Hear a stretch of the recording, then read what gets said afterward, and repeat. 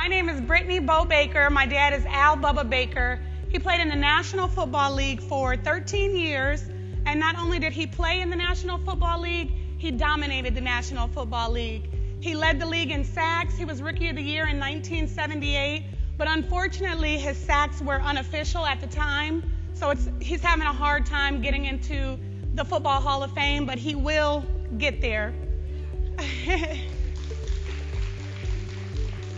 Before he opened our restaurant, Bubba's Q in Avon, Ohio, we catered from home, and we cooked. We would set up our grill on the corners of our streets in our city, Avon, Ohio, and I was responsible for making all of our family's secret Southern side dishes from scratch. And when I say scratch, I mean scratch. I would peel and slice the potatoes. I would make the au gratin cream sauce from scratch. I would make the macaroni and cheese from scratch. I would shred the cheese by the block, and I would chop and dice the onions and bell peppers. So my friends knew if they wanted me to come out with them, they were first going to have to come over and help me chop and dice, is what we called it.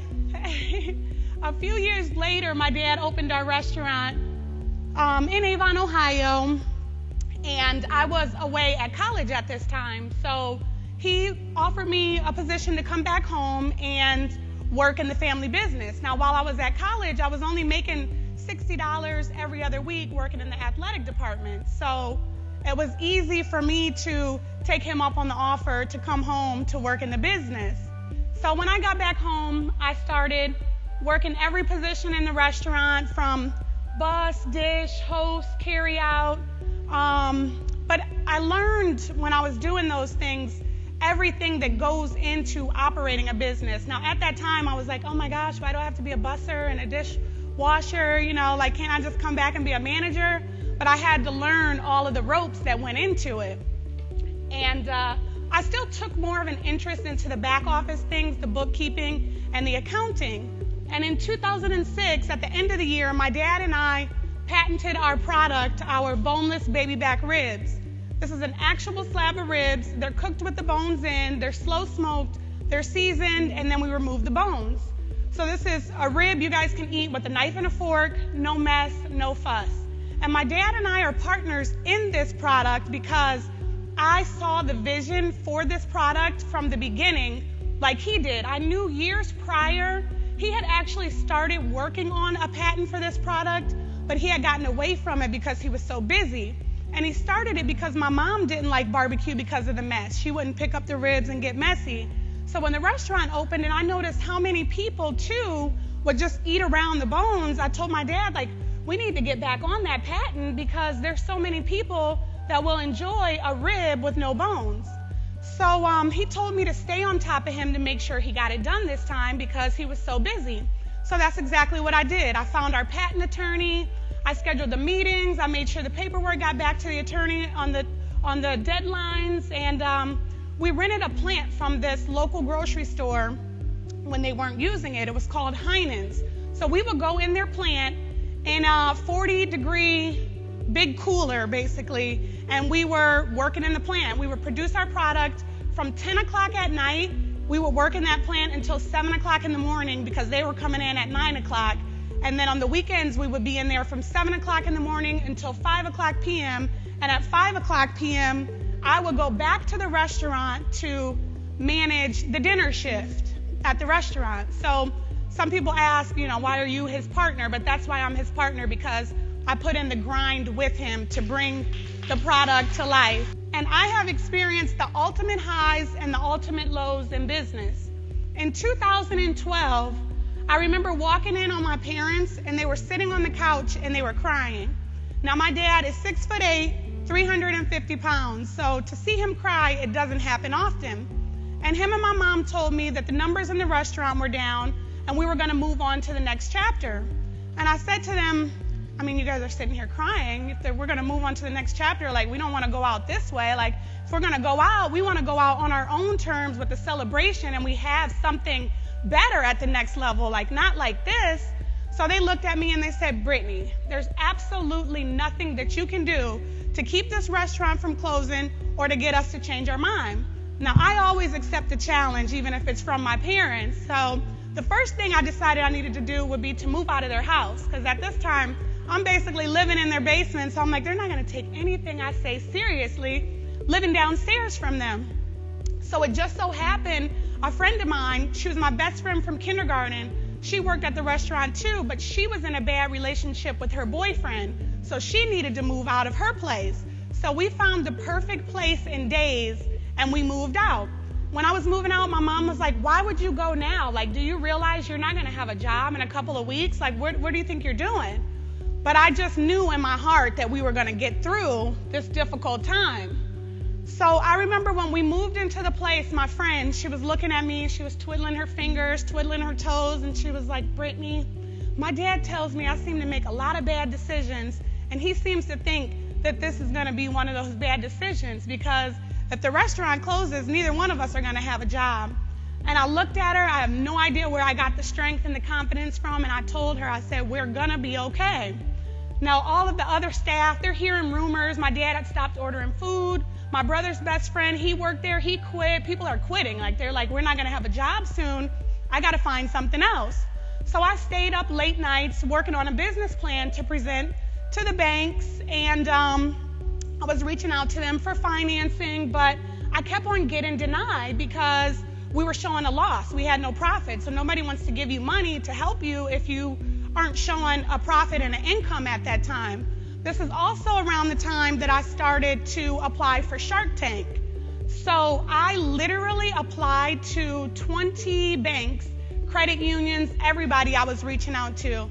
And the 21st bank, when he called me back, I was at the gas station, and he said, we know who you are. We know your family does great things in the community. We're going to be able to give you some of the financing that you need to get you to the next level. Now, it wasn't enough to, get us to where we wanted to be, but it was enough to hold us over. So this is also the time that Shark Tank told us we were going to be in the final rounds of casting, and they flew us out to LA to tape in September. Now, the thing about Shark Tank is you can't tell anybody you're in the rounds of casting. When you go out there, they tell you your episode may never air. Like, don't order a bunch of product. Like, it may not even happen. And if your episode doesn't air, it may never air. Like, you don't get a re-air date. So from September to December, we're just believing. We taped our episode. We're like, oh my gosh, we have this deal with Damon John, but if nobody sees it, it really doesn't even help our business, because once you get on Shark Tank and it airs, that's the national publicity that everybody likes from being on Shark Tank. So we're praying and hoping and believing that we get on Shark Tank. So a week before our episode airs, we get an email from the producers, and they say, you guys are scheduled to air December 5th, 2013. Again, they tell you and remind you, don't go out ordering a bunch of product. Your episode still may not air. If there's a natural disaster or a news emergency, your episode will be interrupted and it may not be rescheduled. Sure enough, the night that our episode was set to air was the night that Nelson Mandela passed away. And I was walking in to pick up the balloons for our watch party, and I remember thinking, like, oh my gosh, Nelson Mandela, we love you. We appreciate everything you did. But Lord Jesus, please don't interrupt our episode tonight on ABC at 9 p.m. Eastern for a special. So they did not interrupt our episode. Our episode ended up airing. We had one of the most watched episodes in Shark Tank history with 7.5 million viewers, and we partnered with the amazing Damon John. So this helped us take our business to the next level that we have been hoping and praying for and needing for so long. But this next chapter, I like to call it a business high and a business low. It should have been all just a business high, but unfortunately, our co-packers, the people that made and packaged our ribs for us, could not keep up with the demand. Now, before we went on Shark Tank, we asked them, we're like, we had the potential to be in front of millions of people. We need you to be able to keep up with our orders. They're like, oh, yes, no problem. We got you guys. They didn't. We had hundreds of thousands of orders, but the wait time for our orders were 30 to 45 days. Can you imagine calling somebody like, hey, when will my order be here? 30 to 45 days? No. A lot of people canceled. So our website developer forgot to charge shipping, handling, and taxes on all the sauces that were ordered. We had to refund all the sauces. we literally lost like 3/4 of our orders. So we also had to drive to Missouri to our co-packer to help them box up and package our ribs to kind of speed up the process. And it was a blizzard at this time. This is like December 15th, December 11th, I think it was. But you know what? If you look at these pictures, you'll see I have my thumbs up. We're laughing, we're joking. If you can look, you can see all those boxes over there. Like we were literally boxing up ribs and shipping them out. But we were laughing and we were joking because that's what my dad always taught us to do. He taught us to tackle challenges head on. So we could have stayed in Ohio and blamed everything on our co-packers, like, oh my gosh, like, what are you doing? But we were prepared to get out there and work. We were prepared to get out there and work around the clock because we had done it before. But our co-packers weren't. They were only working from 9 o'clock in the morning until 1 o'clock p.m. Monday through Wednesday. So we were like, this is crazy. So this was one of the many times that Damon John showed his true character. Growing up, my dad told me that character is who you are when nobody's looking, and character is who you are when you help people that can do nothing for you. Now, we have a very public story with Shark Tank, so Damon doesn't have to reach out to us in his spare time, but he does, and he did in this incident. And he talked us through it. He said, you know, everything is going to be okay, because we were nervous. We're like, oh my gosh, we told him we could deliver, we could keep up with these orders, and now we can't. Like, this is an embarrassment. And we were thinking he may not even want to be our partners. And he told us he was with us for the long haul. He sees the vision, the potential for this product. He, at that time, told us we would be one of the biggest investments in Shark Tank history, and he continues to tell us that. Thank you, guys. And after any ultimate low, you have to remind yourself that you will return to success. And on our return to success, we searched high and low, and we were able to find a new capable co-packer. And this made it possible for us to travel throughout the U.S.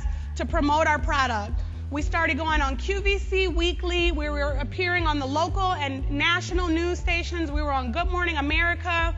I took my daughter out of school so that I could have her homeschooled so that I could be readily available to travel.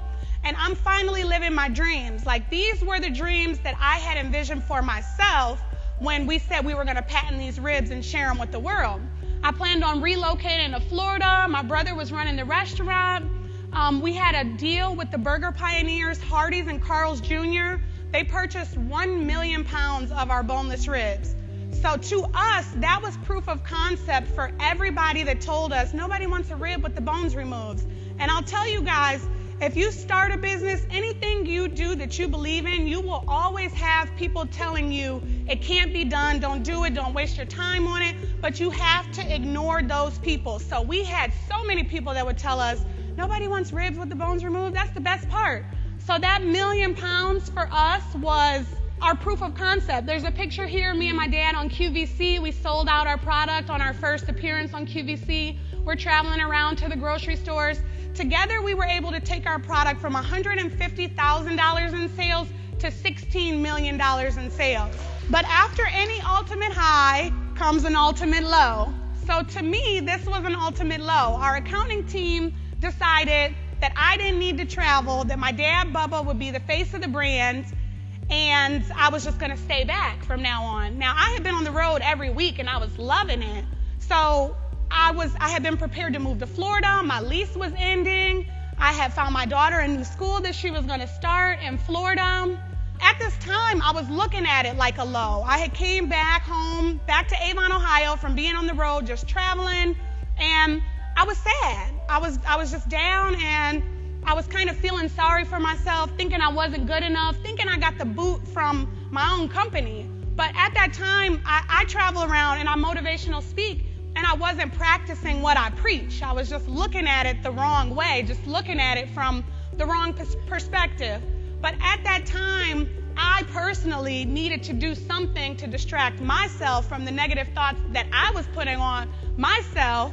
And my grandma is my best friend. We talk on the phone every day for at least an hour. If we don't talk on the phone for at least an hour, she calls me back like, is something wrong with you? Like, what's the problem? So I told her, what was going on. And although I grew up in a cooking family, every time I cook, I call her and I ask her what does she use to season certain recipes. So I told her I had this idea and I wanted to share her seasoning blends with the world, and she agreed. So together we created these, our line of seasonings. They're called Grandma Knows. They're all natural, they're gluten-free, and they're all her custom blends. So they're a great product, but that's why and when I created those. I would pop in at the restaurant here and there, and from the outside, everything was looking good. My brother had been running the restaurant while I was on the road, and the numbers were down. The numbers were down yet again. Like, I don't know if any of you have had experience with restaurant businesses, but they're like flippity-floppity, like just up and down all the time. So this time our numbers were down so low we were close to closing again. They weren't down because my brother did not care. They were down because his wheelhouse was the recipes and inventory and training the staff, and my wheelhouse was the profit margins and the sales and marketing and those type of things. But getting back involved with the restaurant after being on the road for close to 2 years wasn't that easy. So my brother had been used to being the only person in charge at the restaurant. So if I would pop in and be like, hey, you ordered way too much stuff this week, like let's cut back and that'll save us some money on the inventory, it would be an argument regularly. So unfortunately, we did get into quite a few embarrassing arguments. But I scheduled a meeting between the two of us, and I told him, I want us to return to success together. Like, we can turn this around, but we have to work together if we want to do it. And I reminded him about when we were younger, we would go on vacation, and before we could go play, my dad would always make us sit down and write out our goals. And me and my brother's goals were always help make Bubba's Q world famous. When there was no Bubba's Q, when there was no Shark Tank, we always had that vision. So we were able to turn things around a little. We talked about what we would do if the restaurant closed. Now, it was close to closing, so we both had decided if it closed, we would literally go back to where we started, and we would set up a grill right here in front of this restaurant, and we would be out here cooking ribs again. And we laughed and we talked, we really would, but we were like, we don't want to let it get to that. So we decided to get back to the basics, and the basics for us were focusing on marketing and advertising. We updated our website, we got new uniforms and t-shirts, and we focused on word of mouth. We focused on being hands-on daily, like just being in the restaurant, getting feedback from our customers, and focusing on securing large caterings. And together, we were able to turn the restaurant around. We landed some big caterings, we retrained our staff, we got back on the floor, and we are in the process of starting our first food truck. This summer should be on the road. So we have been grinding, though. The grind never stops with us. And while we run the restaurant, my parents are on the road. There are traveling salespeople for our patented product, the boneless ribs, and they're knocking it out the park. The sales are going amazing with that. Had I not been on the road prior to these incidents, I wouldn't have learned the things that I learned from Damon John and our successful partners about marketing and advertising and content. I wouldn't have been able to bring back the skills and apply them to help us turn things around at the restaurant. And I wouldn't have learned that no matter what level in your life you're on, you have to grind. Because when I found out, when I applied for us to go on Shark Tank, when we got on Shark Tank, I thought once we got on Shark Tank, it'd be smooth sailing. Like, hey, we're going to be rolling in the cash. Like, it's about to be, no. It's a whole nother grind. My dad grinds, I grind, my family grinds. And Damon John is one of the hardest working people that I've ever seen. So even when you get to a new level, there's just another level of grind, and more importantly, I wouldn't have went through what I went through. I wouldn't be able to travel around and speak to people about trusting their process, and I wouldn't be able to share my story with them to encourage you guys to never give up. And that's what I want you guys to all take from this. Just trust your process. Don't get down on yourself. If you see people, especially like social media, like we talked about before, social media, a lot of people only post the positive stuff. Like, trust in your process. And life's plans change sometimes, but God doesn't make mistakes. And I quickly realized that I wasn't going to get caught up in the idea that I had for myself. I was going to trust my process, God's plan, and I hope you guys all do the same. Online on my website, BrittanyBowCooks.com, I share recipes for success, and I just want to share my recipe for success for business and entrepreneurship. And it takes hard work, dedication, teamwork, grind, vision, strength, thick skin. You always have to trust in your process. It takes creativity, and you always have to have a positive outlook. Just like in my situation, I was looking at my own situation from a negative outlook. I had to turn around my thinking, and you have to do that because your mind is so powerful. Like, you have to choose a positive outlook every time. And I talk about grind a lot, and I wanted to ask somebody, what is your definition of grind? Does anybody want to tell me what they think their definition of grind is? Somebody?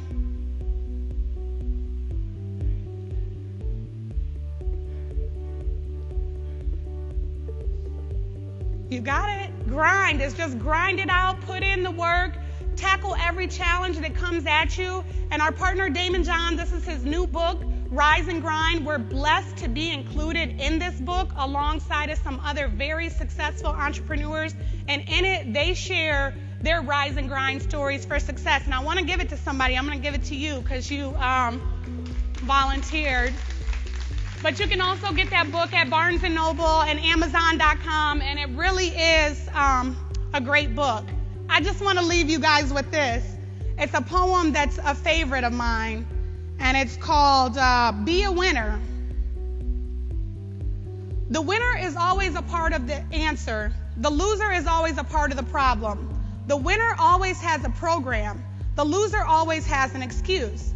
The winner says, let me do it for you. The loser says, that's not my job. The winner sees an answer for every problem. The loser sees a problem for every answer. The winner sees a green near every sand trap. The loser sees 2 or 3 traps near every green.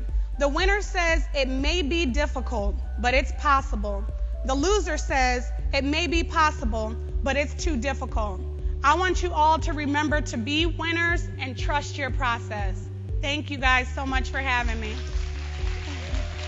Thank you. I do. It's Brittany, Brittani, Bow Cooks. Anybody else? Yes, ma'am.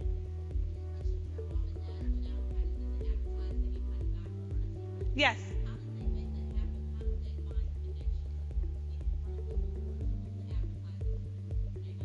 They do a lot of shows, a lot of food shows is where our target market is for retail and food service. So they look for shows like that, like the IDDBA, and those type of shows that might be at like your local convention centers. That's mainly how we get in front of our target.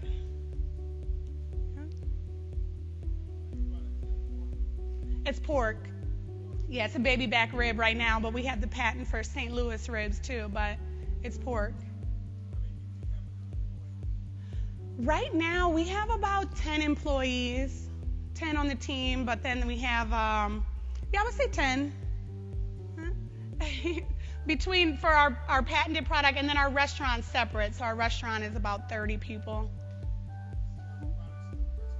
Yes, we still have our restaurant. We're working on a food truck now, and then our boneless ribs should be in Kroger in May.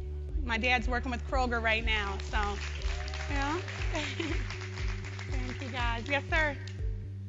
You said that your dad, the recipe or the product is going to be in Kroger. Yes.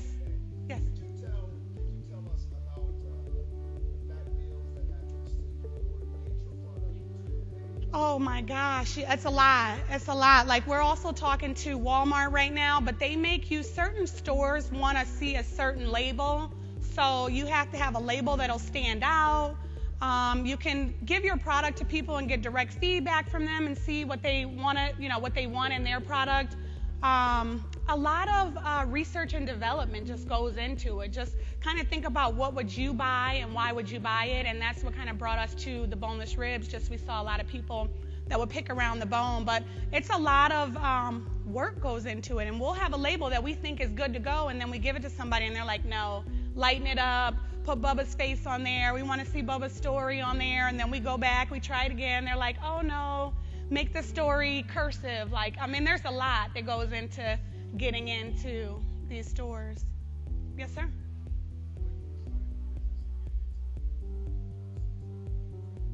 Mm-hmm. Yes.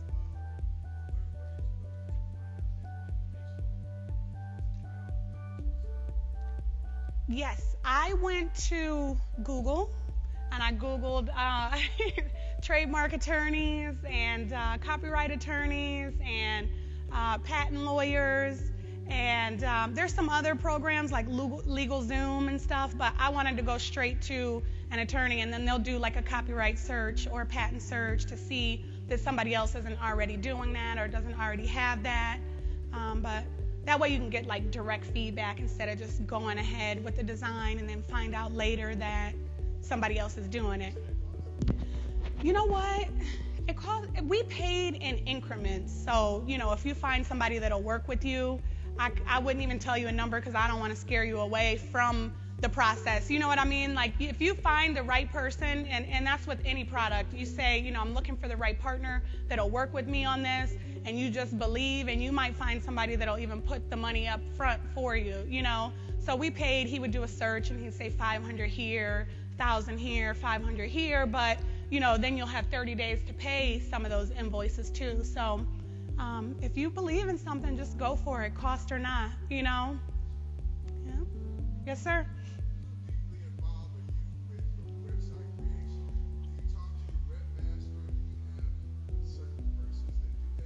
We do.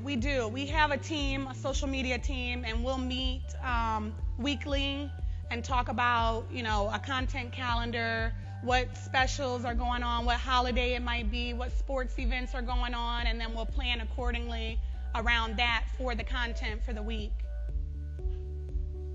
Yes, sir? Oh, yeah.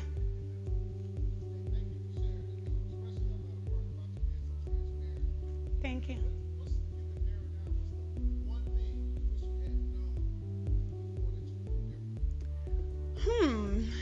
The one thing that I wish I had known that I would do differently. Well, let me think here.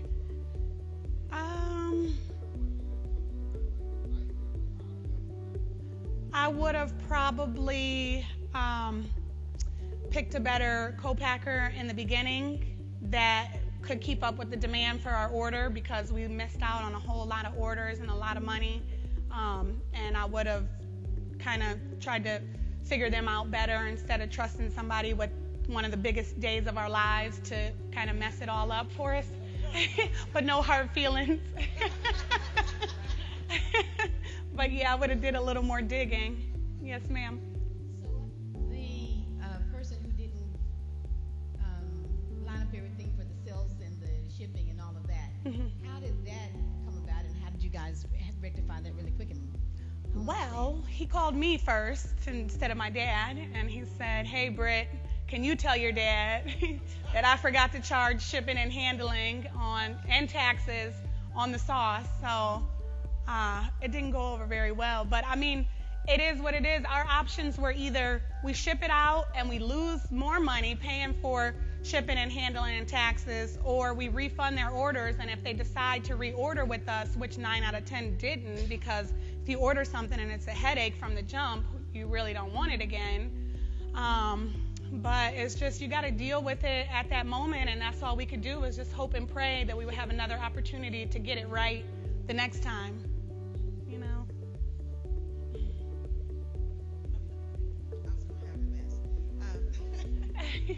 But anyway, the question I have is, how do you deal with people that want your product for free? I mean, no. Don't. No, yeah, no, we don't. We don't really like. We give out free product for like social media influencers. Like if you have a product that you want to get in front of people and they have 150,000 followers on Instagram, you send them a free product. If they have 1 million followers, but I'm not saying then that sounds shallow if they only have 2 followers or we don't give them free stuff, but I mean, it's okay to give out free products sometimes, but if like your friends and your family that don't want to support your product, then We just got to tell them I'm sorry because this is how you make your living, and they should understand, you know.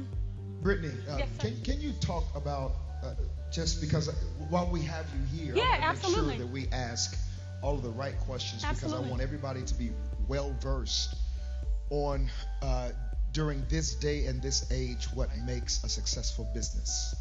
And oftentimes we back away from social media and back away from those things that's going to give you customers, eyes, clicks. And a lot of companies are looking at what kind of followers do you have in order for them to say, okay, you are someone that I can get put my money behind. Can you talk about that? Because you just alluded to something that I think is very important. Absolutely. That if you have certain followers, Yes. then if I do give you free product or anything like that, it's going to come back to me Right.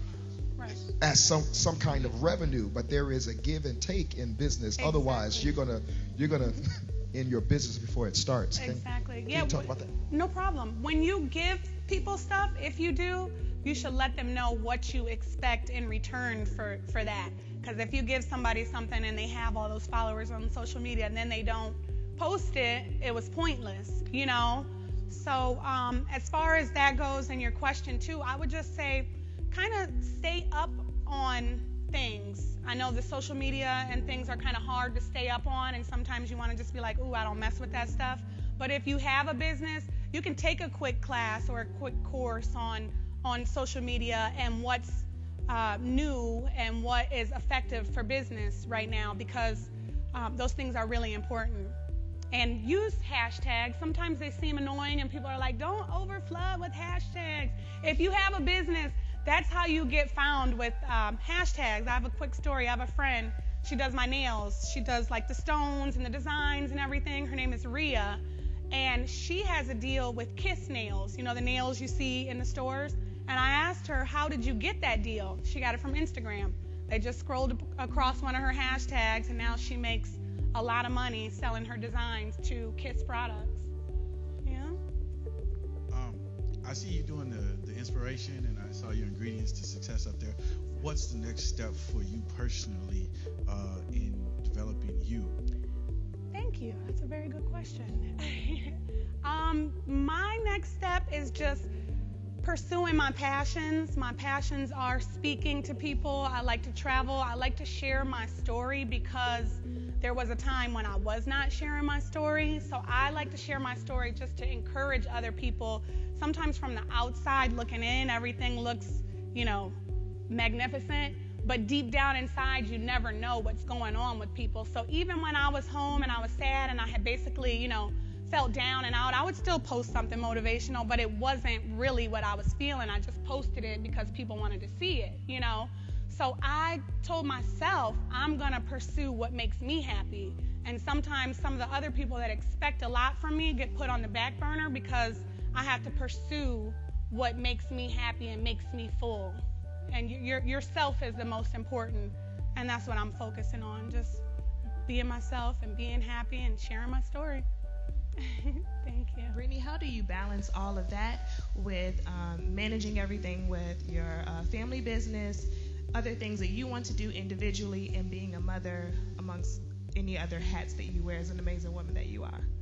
Thank you. But what I like to do is I like to just go real hard, just wear myself out. I mean, I'll work all day, every day, and then plan something good like 2 weeks out, like a spa, you know, a massage or something, just something where while my daughter's at school, I'll go get away for 2 hours, turn my phone off, and just chill. I'll go to the lake, turn my phone off, you know, and just relax and just get a peace of mind and figure out what I want to do for me, you know, and then I'll start all over again. I'll write my goals, I'll conquer a couple of them, and then I'll go back and reevaluate them, but I wear myself out, and then I recharge, and then I go all over again. I have a question. Yes, sir. In the beginning, how did you get in contact with Shark Tank? I applied for Shark Tank online. Okay. I went online, I filled out the application, and they emailed us back, and they said, could you do a short video? Then they start sending you packets of paperwork. It's a long process. It's a long process, stressful process, but it's worth it. And there's also open casting calls. You can look on their website, and sometimes they come to your city, and you just go and kind of pitch your product to them. Yes, I'd like to know, what did you do for the community, and how did the bank knew you did it? Well, I actually do a lot for the community. I am on the board of a nonprofit organization, and when we first opened our restaurant, I used to take all the leftover food from our restaurant at the end of the night. I would box it up individually, and I would pass it out to homeless people that were asleep on the streets. But when I got pregnant with my daughter, my dad didn't like me going out on the streets anymore, so he begged me to start hosting events at the restaurant. So I would do dinners on my birthday, Christmas, Thanksgiving, and I'll bring out like 100 homeless people, and they'll have a nice dinner, like quality dinner. And for Christmas, I did a spa day for them. My friend that does hair, she donated her time, and she provided, actually it was like 3 stylists. They provided hairstyles and nail styles, and we gave them hair and clothes. But some of those things were on the news, and I think he saw that, and my dad does a lot for the community too. So I think it was just a blessing, because those were seriously the words that he said to me. I had never even met with him in person. Like, we literally just talked on the phone, and I was like, I need money now. Like, I don't even have time to like wait for a whole process and another tax return. So for somebody to call me back like that was just a blessing. Like, that's all I could say it was. Thank you. All right, let's give her a hand, y'all. Thank you guys so much. No. Come on, get up. Thank you. Thank you so much for having me. I appreciate it. I just want to say, this has been an awesome conference. Y'all can have a seat. This has been an awesome conference. We so appreciate your coming out, rounding it out for us. Thank you. This is like the consummate entrepreneur, right? Giving us like examples from Shark Tank, from what my dad is doing, giving us information about trademarking and patenting. I'm sorry. Thank you. Thank you. On behalf of the Potter's House, Thank Bishop you. T.D. Jakes and his wife, Sarita Jakes, Thank you. our campus pastor, who's not looking at me right now, Thank you so Pastor, much, guys. Pastor It was Winfield and Lady amazing. Veronica, and all of us, Thank you. the Potter's House family, Fort Worth. Thank you, guys. We Thank appreciate you. We wish you all Thank such you. blessings. Same to you guys. And everything that you're doing, it Thank sounds you. awesome. Thank you. We just wanted to improve and get better. Thank you Okay? so much. I appreciate Thank you. it. Thank you, guys. She's Thank off, you. y'all. She's off. Back to Avon, Ohio.